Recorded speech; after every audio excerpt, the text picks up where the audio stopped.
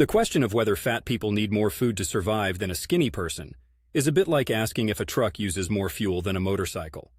The answer isn't as straightforward as it seems, but let's break it down.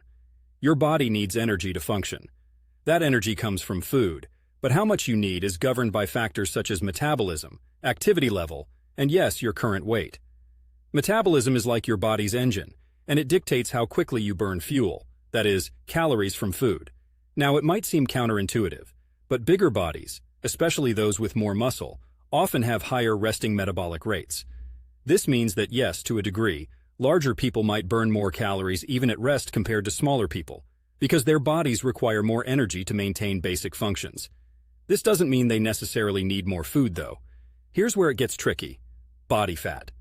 When someone carries a lot of body fat, their body isn't as efficient at using calories, which can actually lower their metabolic rate.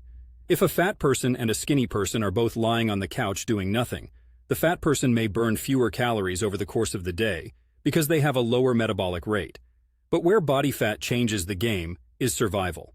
Fat is your body's way of storing energy. So, when food is scarce, a person with more fat can survive longer than a skinny person because they have larger energy reserves in their body. Their bodies can draw on that stored energy instead of requiring immediate calories from food intake. Let's loop back to Portland, Oregon for a practical example.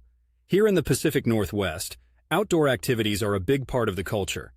If two people, one fat and one skinny, are hiking in the Columbia River Gorge, the skinnier person might actually need to refuel more often, assuming they have less body fat and therefore less stored energy to draw upon. Activity levels greatly influence how much food a person needs, regardless of their size. A more active person will generally need more fuel than someone more sedimentary. Pun intended for you geology buffs in the audience. So the question isn't just about size, it's about what that size is composed of and what each individual's lifestyle looks like. It's a nuanced issue, where variables like muscle mass, fat percentage, metabolism, and activity levels all play significant roles. Let's say you're worried about your own food intake. The best advice isn't to rigidly compare your needs to others, but to consult with a healthcare professional about what works best for your body and your lifestyle.